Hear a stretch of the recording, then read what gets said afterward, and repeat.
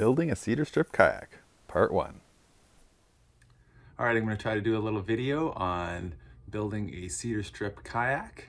You can see the frame behind me there, and I'll try to sort of walk you through my process of building one for the first time. So I got this frame for the kayak for free off Facebook Marketplace from a guy who had just built one and was only going to be using the frame once. So that was a big time saver for me. And then I just took a pile of cedar fence boards and I ripped them down into strips. I had lots of different lengths, some 4-footers, some 6-footers, and some 8-footers. So I ripped them down into strips that look like this. And I used the router to bead and cove the end so that they align well when you're putting them together. And I made a big pile of strips which are on the floor over there. The first strip to put in place is at what's called the shear line, which is the distinction between the bottom section and the top section. So I've put this one piece on and I've used some little nails just to tack it into place along the way. And then just at the front there, you can see I've added the second strip. I just ran a bead of glue along the inside of the cove and then attached the second piece to it. And I just held it in place with some spring clamps. I'm now going to work toward the back, and I'm going to complete that first strip towards the back. While I used nails for the first couple of boards, I'm going to, as much as possible, try to just use clamps in order to minimize the number of nail holes that I have. I realize that this is probably going to take quite a bit longer, but I'm not really in a rush. So at this point, now that I'm 7 boards up, I'm using a combination of spring clamps and bungees and nails to sort of hold each piece tight. As I go to fit the next piece, I'll drop the piece in place. I'll come to the far end, just make a little note where the piece ends. Then I'll take my glue and I'll just put some in the track, but I'm not going to put any where the rib frames are. I just omit that part. I think it'll just save me when I'm taking it off that there isn't any glue on the ribs. All the way along to that mark that I just made, and then stop. Then I'll set that piece in place.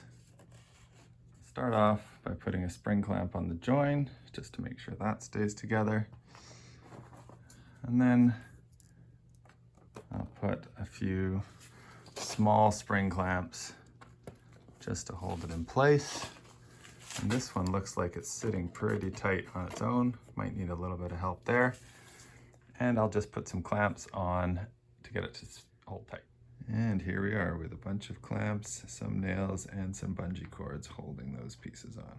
So here we are back with the kayak, and I've done quite a few more strips. I've done about 12 on each side, and I've just started running some down the middle. And this is the book that I've been referencing for this build, the Strip Built Sea Kayak by Nick Shade. A very comprehensive guide, easy to follow. So now that the strips have joined at each end and I'm sort of filling in these empty spaces between the middle and the edge, what I'm doing is following one of the base patterns that's listed in the book. So I'm taking a strip, I'm lying it in place, and then I'm marking the diagonal and I'm cutting that off and then sanding it, and I'm alternating. So I'm doing one strip down the middle and then the next strip goes this way. So it goes alternate middle, edge, middle, edge. And so then we end up with this kind of pattern here. So middle, edge, middle, edge, middle, and we'll alternate all the way down. So as the next piece is an edge piece, I'm going to lay it that way, and I'm going to mark where I cut here and here, and then I'll use a straight edge to join those two lines. So once I have that line drawn, I'm just going to take it over to my scroll saw and just cut that straight.